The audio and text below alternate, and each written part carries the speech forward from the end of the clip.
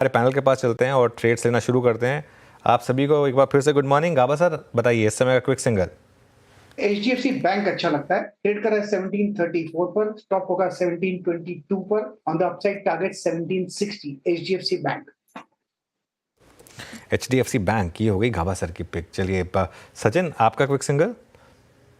अनुज जी, मुझे लग रहा है यहाँ पर बजाज ऑटो में भी कल के सत्र में एक अच्छा कंसोलिडेशन नजर आया था। वो कंसोलिडेशन का ब्रेकआउट यहाँ पर एग्जिबिट हो रहा है। 10,550 के आसपास इसके फ्यूचर्स ट्रेंड कर रहे हैं। स्टॉप लॉस आपको लगाना है 10,430 पे एंड खरीदारी करनी है इसके फ्यूचर में 10,830 से लेके 11,000 के टारगेट्स के लिए। ओके, यहाँ पे हो गया बजाज ऑटो और अब चलते हैं मानस जी के पास। मानस जी, आपका ट्रेड। देखिए, बड़े कंसोलिडेशन के बाद MFSL में ब्रेकआउट देखने को मिला है, तो मेरे ख्याल से यहाँ पर एक अच्छी खासी रैली देखने को मिल सकती है। MFSL के फ्यूचर में खरीदारी करेंगे, 1199 के स्टॉप लॉस से खरीदारी करनी है और 1310 तक के टारगेट्स पॉसिबल है MFSL के फ्यूचर में। अगर चाहें तो 1240 का कॉल ऑप्शन जो 28 रुपए पे ट्रेड हो रहा है, वहां पर 16 रुपए के स्टॉप लॉस से खरीदारी करिए और इस ऑप्शन में 50 रुपए के टारगेट्स। ओके, 50 रुपए का टारगेट यहाँ पर। राजेश सतपुते जी, आपका व्यू, आपका ट्रेड। वीरेंद्र जी, देखिए मैं सेल करूंगा LIC हाउसिंग फाइनेंस। कल एक ब्रेकडाउन हुआ है फ्लैट फॉर्मेशन का। 595 चल रहा है फ्यूचर में, तो इसे बेचे विद स्टॉप लॉस ऑफ 606 के स्टॉप लॉस के साथ। मुझे लगता है इसका आज का टारगेट होगा करीबन 570 का। ओके, तो ये इस समय राजेश सतपथी जी की पिक, एक सेल कॉल LIC हाउसिंग पर। आशीष चतुर्मोता, आपको कोई स्टॉक समझ आया ओपनिंग के बाद? तो अनुज, मुझे लगता है कंजम्पशन जो बास्केट है उसमें ट्रेंट और वरुण बेवरेजेस, ये दो ऐसे स्टॉक है जहां पर पे काफी अच्छी स्टेबिलिटी हमें देखने को मिल रही है। और वरुण बेवरेजेस खासतौर पे जो रिजल्ट आया उसके बाद एक बहुत ही अच्छा बेस बनाकर स्टॉक में रिकवरी आ रही। तो मुझे लगता है जल्दी स्टॉक अपने ऑल टाइम हाई को, जो कि करीब करीब 680 690 के आसपास बना है, उसको इवेंचुअली क्रॉस करने की तैयारी करेगा। एज अ डिस्क्लोजर, ट्रेंट और VBL दोनों ही स्टॉक हमारे एपेक्स पोर्टफोलियो के अंदर बने हुए। Okay, Varun beverages. आशीष बहेती जी, आपने क्या पिक किया? जी अनुज जी, एम्फेसिस में खरीदारी की सलाह रही। बहुत अच्छा मोमेंटम बना हुआ है और जिस हिसाब से आज मिड कैप IT में वापस मोमेंटम दिख रहा है, हमें लग रहा है एम्फेसिस एक अच्छा पिक रहेगा। स्टॉक ने 20 डेमो पे सपोर्ट लिया जब गिर भी रहा था, तो यहाँ पे 20 डेमो के करीब का एक स्टॉप लॉस लगाकर इसमें खरीदारी की सलाह है। 2980 का इसमें स्टॉप लॉस लगाना है। हमें लग रहा है जैसे आपका स्ट्रक्चर बना हुआ है इसमें 3080, 3080 और 3110 तक के टारगेट्स देखने मिल सकते हैं। बिल्कुल, 2-3 दिन से करेक्ट भी हो रहा था एम्फेसिस के खुद के नंबर्स काफ़ी अच्छे थे। BFSI वाली कंपनी है ये, ध्यान रखिएगा। तो यहाँ पर एक इस समय ट्रेड।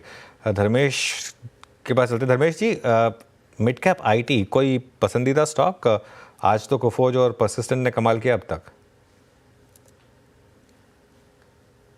आई मीन परसिस्टेंट के नंबर्स काफ़ी अच्छे आए थे और बट खाली वैल्यूएशन का एक कंसर्न है। बट ओवरऑल हम लोग अभी IT सेगमेंट को ही टोटल अवॉइड कर रहे हैं। नंबर काफ़ी मिले जुले रहे हैं और एक लीप ऑफ फेथ वाली ट्रेड यहाँ पर चल रही है।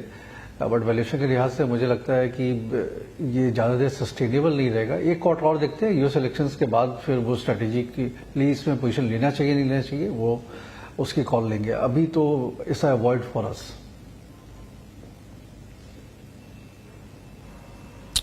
ओके, अभी आप कोई कॉल नहीं ले रहे हैं इस पर। अब थोड़ा सा और कुछ स्ट्रक्चर्स को यहाँ पे तलाशने की कोशिश करते हैं जहाँ पे स्टेबिलिटी आ रही है। निफ्टी गया करीब 520 तक, फिर वहाँ से कोलैप्स हो गया करीब करीब 24453। तो ये दिक्कत थोड़ी सी है, यानी अगर आप इंट्राडे हाई से देखें तो अगेन हम करीब करीब 70 पॉइंट रिट्रेस हो चुके हैं। सो हम देखिए बहुत ही लाइट चलेंगे यहाँ से, बहुत ही लाइट चलेंगे।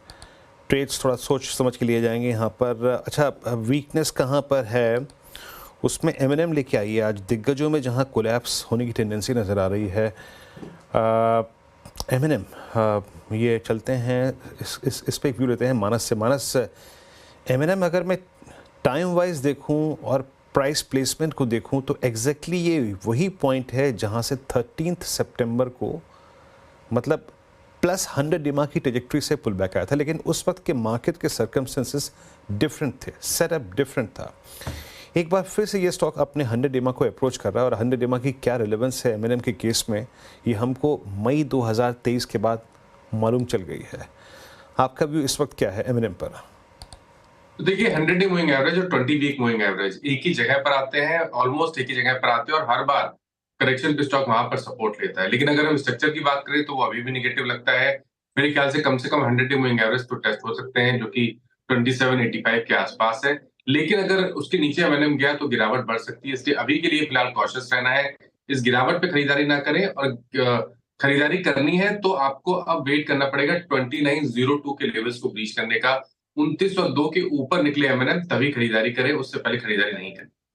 ओके, मीनवाइल आप मार्केट देखिए, मिड कैप और स्मॉल कैप किस तरीके से गिरने शुरू हुए हैं वापस। ये तो खैर निफ्टी भी रेड में आ गया, लेकिन मिड कैप इंडेक्स 0.3% नीचे, स्मॉल कैप इंडेक्स भी अब रेड में आता हुआ आपको दिखाई देगा। और सिर्फ एक बैंक निफ्टी है जो, और निफ्टी IT जिसने थोड़ा सा मार्केट को बचा रखा है, लेकिन मिड कैप में एक फिर से दोबारा एक फॉल की शुरुआत हुई। और एडवांस डिक्लाइन देखते हैं एक बार, ऑलरेडी डिक्लाइंस के फेवर में एडवांस डिक्लाइन वो लाइन क्रिस क्रॉस हो चुकी है। तो उस हिसाब से तो थोड़ा सा मार्केट में संभल कर ही चलें, क्योंकि थोड़ा सा अभी भी पैटर्न जो है वो शायद सेल ऑन रैली का ही है। अब ये रैली फेल हो रही है या नहीं, ये कुछ देर में पता चलेगा, लेकिन अभी के लिए तो हायर लेवल से एटलीस्ट मिड कैप्स ने गिरना शुरू किया है। निफ्टी हालांकि फिर एक बार ग्रीन में आया, लेकिन क्लियरली जहाँ अर्निंग्स अच्छी आ रही है मार्केट वहाँ रिवॉर्ड भी कर रहा है। तो चाहे कुफोज हो, चाहे परसिस्टेंट हो, चाहे मैक्स फाइनेंशियल हो, यहाँ पर अच्छे आपको मूव्स दिखाई देंगे। HDFC बैंक एक बार रिविजिट करते हैं। गाबा सर, क्लियरली अब अगर मार्केट को संभाल रहा है तो HDFC बैंक। अब यहाँ पर आपका ये क्विक सिंगल भी था, क्या लग रहा है कि वापस 52 वीक हाई की तरफ बढ़ रहा है स्टॉक? बिल्कुल, पहले गया था